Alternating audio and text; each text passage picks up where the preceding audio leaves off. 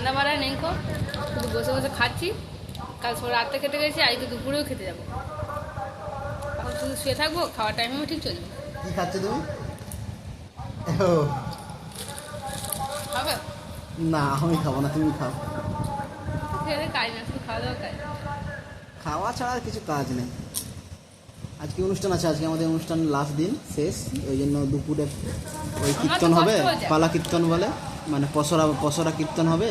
আর তারপরে আজকে খাওয়াবে, লাস্ট খাওয়ানো দুপুরে। তারপরে আমাদের আজকে অনুষ্ঠান শেষ হবে।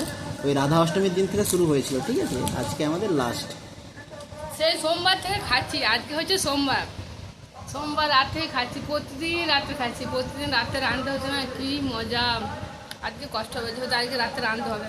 মানে আজ থেকে যে শেষ হয়ে যাচ্ছে, আবার মনটা খারাপ হয়ে যাচ্ছে না, আবার রাতে রান্না করতে হবে, মানে লোকের খারাপ হচ্ছে গীতা শোনার জন্য, আমার খাওয়া মন খারাপ হচ্ছে রান্না করার জন্য। সেখানে ভালো মন্দ খেতে পারছি।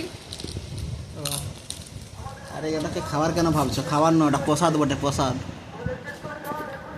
শুধু আমি একা নাই, কটা সবাই আছে। পাড়াতে কেউ বাকি থাকে না যে খেতে যায়নি, সবাই খেতে যায়।